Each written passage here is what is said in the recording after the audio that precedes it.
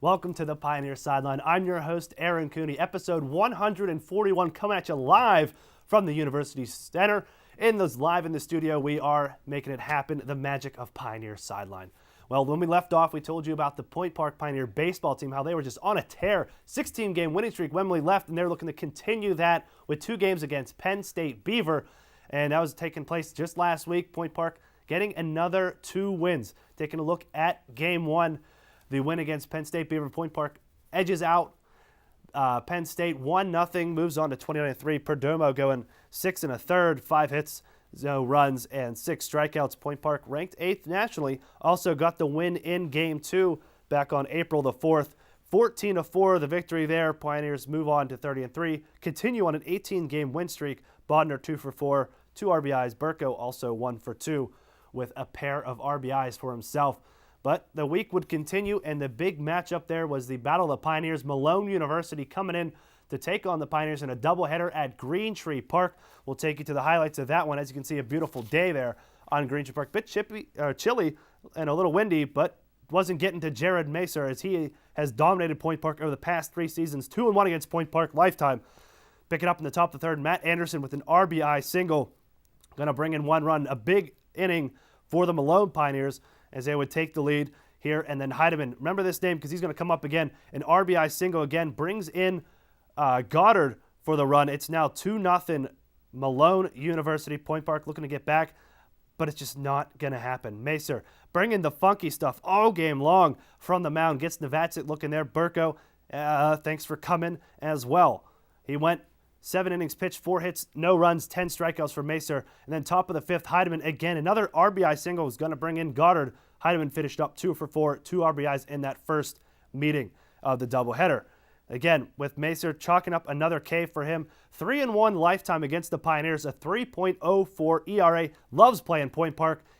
All that coming in 26 innings pitched, 19 hits, and 29 strikeouts for him lifetime against Point Park. The win goes to Malone, 3-0. And Chris, we previewed this last week, and really, maybe this Malone team jumped up on the Pioneers and given them their first loss in 18 games. Yeah, they really brought the Pioneers, and Malone did, that is. And it starts with their pitcher, Macer. He really had the A game going. He was shutting down the Pioneer bats. He had several 1, 2, 3 innings. Never really found himself in any sort of jam. And the Pioneer bats found themselves in trouble a lot. Anytime they were in an 0-2 count, they felt, or at least in my opinion, I did not see them very aggressive at the plate. Several times they would go down on strikeouts just looking. In that situation, you need to be much more aggressive at the plate and protect the strike zone, something the Pioneer bats did not do. And then on the defensive side of the ball, there were several errors that the Pioneers made that allowed runs that generally should not have been scored against this Pioneer team. And that's why they lost 3-0 in Game 1, Aaron. Game 1, they would have a chance to get the split in Game 2 later on that day. We were there live also with the broadcast, but also picked up some highlights for you as well as Point Park looking to split the Battle of the Pioneers, at least at the home side, in Game 2, taking on the Malone Pioneers one more time from Green Tree Park. There you see top 4, Sam Krasian.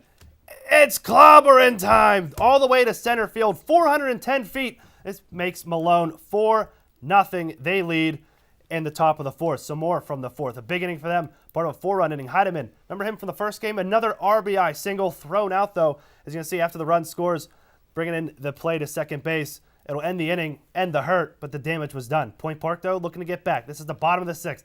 Ozzy Alfonso, the double, going to bring home 1 run. Point Park trying to get back in. It's now 4-2. Pasinski, though. Now watch this play. Back to the pitcher, and then, that's not going to work out. Ball passes into the dugout there. It's going to allow runners to take their bases. 2 runners would score from that error, making it 5-4 after 6. Point Park holds home there in the top of the 7th. Bottom 7. Last chance for the Pioneers. Lee Bodner coming up huge in the clutch. The heroic double brings home Novia scoring from first. We tie the game at 5-5. As you see Novia coming in, he's going to be all pumped up with the head first slide. But Point Park couldn't capitalize with the bases loaded in the same bottom of the 7th inning. We go to extra innings. Free baseball. Top of the 8th. Sam Krasian, again, the man with the big home run. Mauder Carrena cannot come up with the catch, can't hold on, bobbles it, and the winning run will come home to score. Point Park cannot answer in the bottom of the 8th. They will fall to the Malone Pioneers 6-5 with the winning RBI coming off the bat of Sam Krasian. Goes 3 for 4, 3 RBIs, the 2-run homer. in the top of the fourth. Bodner for Point Park, 2 for 4 in RBI. Pioneers dropped 2 straight after winning 18 straight. Chris, just unexpected from Point Park and really not the best of pitching in that second game.